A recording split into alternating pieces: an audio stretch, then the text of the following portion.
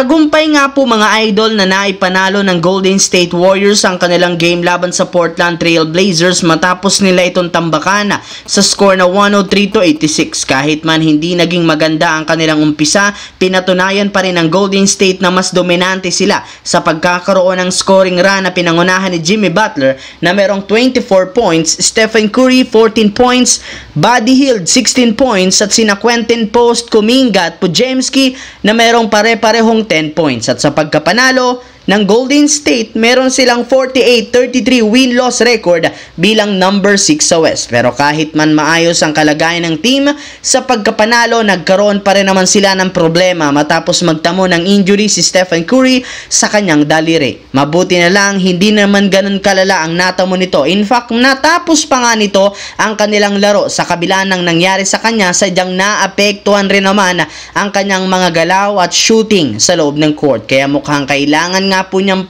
pahingahin ito para mas maging ready pagdating ng playoffs. Samantala, hindi nga po mga idol nag-aksaya pa ng oras ang Los Angeles Lakers laban sa Houston Rockets matapos nila itong tambakan 140-109 na pinangunahan ni Luka Doncic na merong 39 points, Austin Reeves 23 points at si LeBron na nagtala ng 14 points bago siya magtamo ng injury. Nag-step up rin naman dito sina Dorian Finney-Smith, Rui Hachimura. Naging madali para sa kanila na makuha ang panalo since halos majority sa Houston Rockets players pinagpahinga na. Pero kahit man kulang ang lineup ng team, wala pa rin ditong patawad ang Lakers dahil nagpaulan rin naman sila dito ng mga 3-pointers upang sa ganoon tuluyang ma-secured ang third seed na merong record na 50 wins, 31 losses, kung saan ito ang kauna-unahang beses na nakakuha sila ng 50 wins simula 2020 nang magkampiyon sila. Kaya malaki ang expectation na ito sa mga fans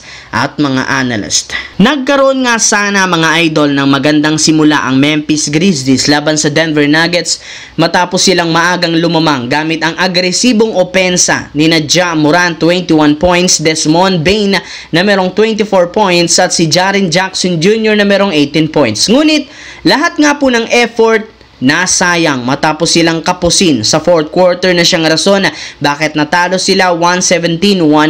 Bigla na lamang nga pong nanghina ang buong team sa opensa sa fourth quarter kung saan hindi na nga sila nakasabay pa at napahinto ang mga players ng Nuggets na pinangunahan ni Aaron Gordon na merong 33 points, Nikola Jokic 26 points, 16 rebounds, 13 assist at si Jamal Murray na bagamat nagtala lamang ng 15 points, siya rin naman ang step up sa clutch time. At dahil sa pagkatalo ng Memphis, nahulog na nga sila sa play-in tournament bilang number 7 na merong record 47 wins, 34 losses. Kahit man peron pa silang isang natitirang laro, mas kailangan nga nilang pagtuunan ng pansin ang kanilang makakalaban sa play-in tournament.